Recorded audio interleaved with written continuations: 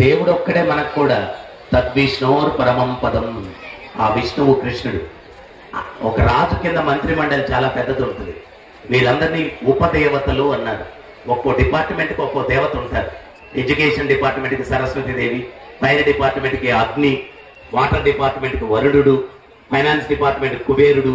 వీళ్ళందరూ ఒక్కొక్క డిపార్ట్మెంట్కి ఒక్కొక్క దేవత. వీళ్ళందరికీ కూడా ఆది దేవుడు ఎవరు అంటే తద్విష్ణోర్ పరమం పదం, ఆ విష్ణువు కృష్ణుడు అని చెప్పి చెప్తారు. సో ఇంద్ర పూజలు చేయాలని నంద మహారాజు ప్రయత్నం చేస్తూ ఉంటే కృష్ణుడు వచ్చి ఈ దేవతలు వీళ్ళందరినీ పూజించాల్సిన అవసరం లేదు, నాతో సమానమైనటువంటి గిరిగోవర్ధనాన్ని మీరు పూజించండి అని చెప్పి గిరిగోవర్ధన పూజకి ఏర్పాట్లు చేస్తే ఇంద్రుడు ఆగ్రహించి కుంభవృష్టి కురిపించాడు. ఆ బృందావన వాసులందరూ కూడా భయముతోటి కృష్ణుడి దగ్గరికి పరిగెత్తుకుంటూ వచ్చి పాహిమాం పాహిమాం రక్షమాం రక్షమాం అంటే అప్పుడు కృష్ణుడు వాళ్ళకి అభయం ఇచ్చి, చిన్న పిల్లలు కుక్క గొడుగును తీసుకొని గొడుగులాగా ఎట్టపెట్టుకుంటారో 80 యోజనాల విస్తీర్ణం ఉన్నటువంటి గిరిగోవర్ధన పర్వతాన్ని అవలీలగా చేతితో ఎత్తి చిటికెన వేలు మీద ఎత్తి నిలబడ్డాడు భగవంతుడు. ఆ లీల జరిగినటువంటి రోజు ఈ రోజు. ఆ బృందావన వాసులందరికీ కూడా రక్షణ కల్పించాడు, వాళ్ళందరికీ రక్షణ కల్పించాడు.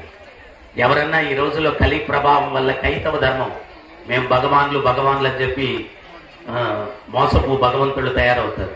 స్వామి ప్రభుపాదులు అది చెప్పారు, ఎవరన్నా నేను దేవుడు అంటే బరువే మత్తాల్సిన అవసరం లేదు, 7 రోజులు చెయ్యి ఎత్తి నిలబడండి మేము దేవుడు అని అంగీకరిస్తాం అన్నారు. ఈ మోసం ఎక్కువ అయిపోయింది. అందరూ వీధికో దేవుడు తయారవుతాడు. దేవుడు అంటే అంత చీప్ కాదు, అఖిలాండ కోటి బ్రహ్మాండ నాయకుడు. ఒక్క గిరిగోవర్ధన పర్వతం కాదు, మనం కూర్చున్న ఈ భూమి ఇది కూడా గాల్లో తేలుతా ఉంది, గర్రం తిరుగుతా ఉంది. మనకేమన్నా తెలుస్తా ఉందా? అంత టెక్నాలజీ భగవంతుడి దగ్గర ఉందన్నమాట. అంత గొప్ప వ్యక్తి భగవంతుడు. సో అందువల్ల నేను చెప్పినట్టుగా మనకు సంపూర్ణమైన రక్షణ కావాలా అంటే ఇప్పుడు పిల్లోడికి వీధిలో పోతా ఉంటాడు, కుక్క వచ్చి పట్టుకుంటున్నాడు.